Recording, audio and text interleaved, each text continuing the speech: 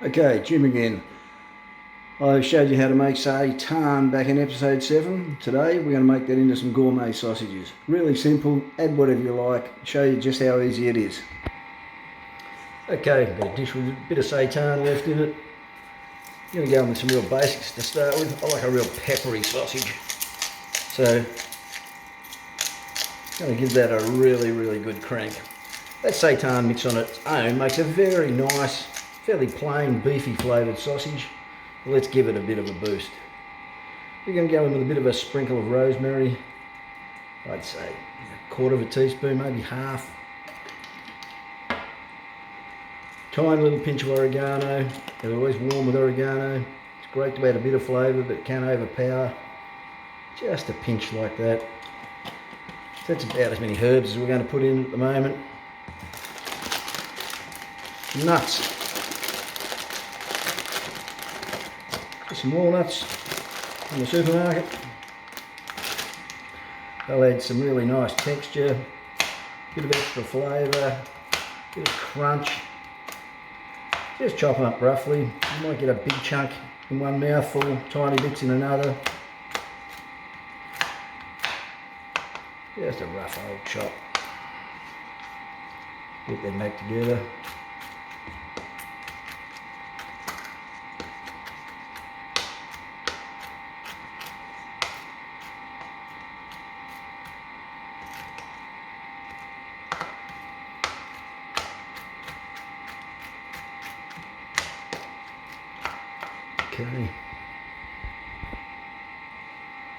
Okay, we'll chuck those walnuts in. They're all sort of roughly chopped. Yeah, just a few things I had kicking around from the leftovers of grazing box that somebody sent to my wife for her birthday. Some olives. Give those a real quick rough chop. Put anything you like in. You know, sun-dried tomatoes, you've got some in the fridge. You can even stick some pickled onions. This is really up to your imagination. I always say about cooking, just go with the flow, give it a try. It mightn't work brilliantly the first time, but generally with a bit of imagination, you'll find that these sort of flavours really add to it. That was also in the grazing box. A bit of roasted capsicum, there's some red and yellow capsicum in there. Just give this whole lot a good chop up.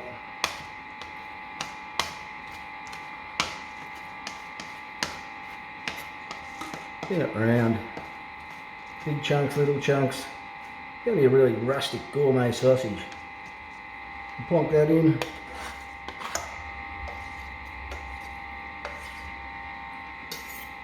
Scoop all this in as well. And now, you get in with your hands. There's no easy way to do this.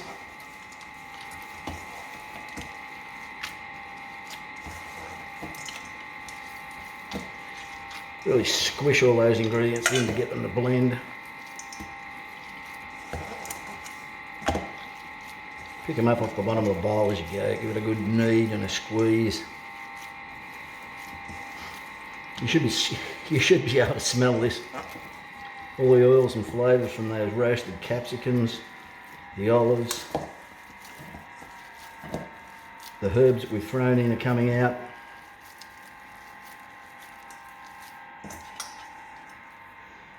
Give it a good poke in.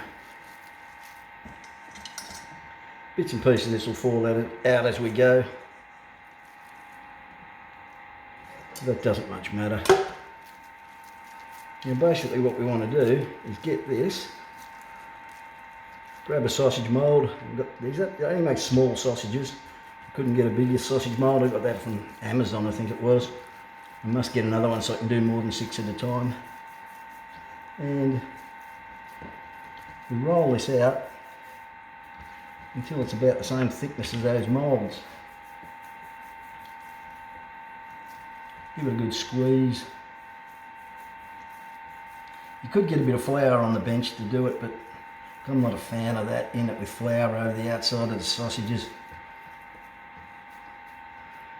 Don't say to look about right. Just measure them up about the same size as the sausage mould. Still a bit thick, those sausage moulds are so small. pinch a bit off the end. Then we just poke them in, they'll form up as they cook. Keep rolling them out. I'll come back once I've filled it up. Okay, they're done. Those sausage moulds come with there's a lid that goes over the top as a mould. I never use the bloody things. It makes the sausages too small. I sort of bulge those out over the top. They'll come out in a bit of an unusual shape. I had too much for those 6 sausages. So the last bit is going to roll up into a little sort of mini meatloaf in a bit of foil. Twist the end so it holds its shape. They'll go into my steam oven. I've got a little combo oven that's a convection cum steamer. They're going to take about 40 minutes. That's probably a little longer. I'll come back and show you when they're done. Okay, sausages have had their 40 minutes. As you see, they're really puffed up and gone big and really rustic and lovely chunky looking sausages. I want to get these out and onto a cooling tray as fast as possible. If you leave them sit in the water that they're in, they'll have wet patches on them that just looks a bit ugly when you fry them up. Doesn't affect the flavour, but it's just not the best look. So we'll turn the cooling rack there, flip over. They just fall out. And that was that lid I was talking about that goes on there. You only end up with tiny sausages. It just doesn't work. They look a little unusual in shape, but hey, this is home cooked food.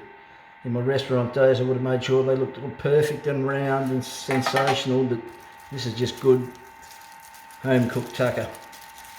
Now this mini sausage loaf, I'm going to finish that in a hot oven. Just unwrap the bugger. Leave the foil on that. Now, just to give that a bit of extra flavour, I just made up a quick little dressing, it's not a bloody salad, sauce, apple cider vinegar, bit of liquid smoke, bit of my favourite thing in the world, molasses. I'm going to put a bit of that over it. I'll probably baste that, I'll give that 10 minutes, come back, give it a little bit more, just to brown it up. That's going to be terrific on sandwiches at lunch during the week. And there's the little mini meatloaf come out of the oven. Smells magnificent. As soon as it cools, I'm going to have a slice of that. It's browned up nicely. The sausages, see they develop a bit of colour as they cool down. I'm going to fry those up for tea tomorrow night. And when I do that, I'll give you the taste test, show you how they fry up nicely. I think I'm even going to finish them in a bit of that mix of molasses, apple cider and liquid smoke, because if you could only smell that, that'd be sensational. We'll come back when I get around to eating it. Okay, let's get these sausages finished off. They've been sitting in the fridge overnight. Little blob of oil. They need a little bit of oil. Those sausages really don't have a lot of fat in them. They need a bit to fry them up, brown them up. So let's chuck them in. Leave the burner up hot enough, they'll fry up nicely. I'm not going to bore you and let you watch me fry sausages for about 3 minutes or 4 minutes or 5 minutes or 6 minutes maybe. We'll come back when they're done. Okay, those snags have had about 5, 6, 7 maybe minutes on low medium heat. Look how they've got really delicious and browned up. What we'll now do is we'll tip the oil off.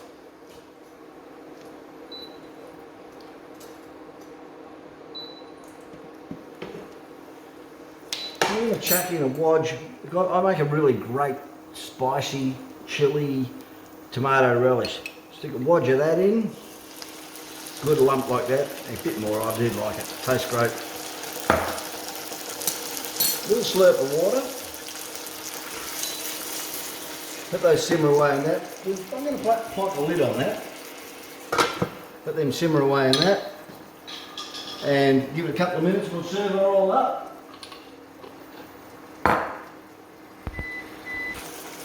I've just taken the lid off after it's steamed away with the magnificent tomato relish for a couple of minutes. I'm going to just reduce that back till it gets to a really nice, saucy, thick consistency. Give it a bit of a whoosh around, you know. Turn the burner up a little bit. Be ready to go in about another minute. Okay, let's get to the business end of this deal. Those snags, that's what we call sausages in Australia, are just done. Look at those. Just have a look at those. Crispy, tasty. Plonk them on a nice hot plate. As I always say, hot food should be eaten on a hot plate. We'll give that pair of tongs of Tijuana brass. Let's just scoop that nice sauce over the top. A little bit of tomato relish. Touch of oil left from frying the sausages.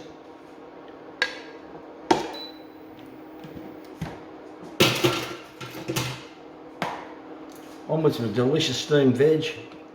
Let's go on with some collie, some broccoli, some beans. Let's chuck that on. I love my veggies. I mean, I really do love my veggies. Part of vegan cooking is not just the great meat we can make, it's the great veggies that must go with it. And on top of this, I'm going to pour, I'm going to get a towel, it's bloody hot. Some beautiful mornay sauce. I showed you how to make this back in episode 2. It was the TVP chili thing that I did. Sorry, it might have been the bit more will go really well. I think it was the Texas fries or the chili cheese fries, whatever I called the bloody things. That stuff is bloody delicious. In fact, I'm going to spoon a little bit over the top of the sausages. Because cheese and tomato-y sort of spicy flavours really go well together. Alright, we'll toss that in the sink. Now, just to finish it,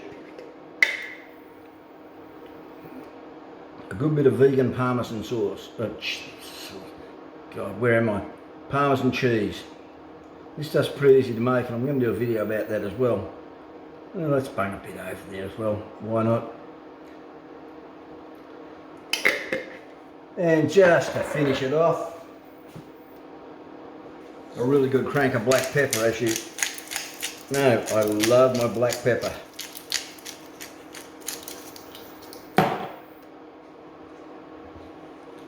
Now, let's grab a knife and fork. We're going to taste a bit before I go away and eat this. I'll grab a glass of plonk, because I love my plonk.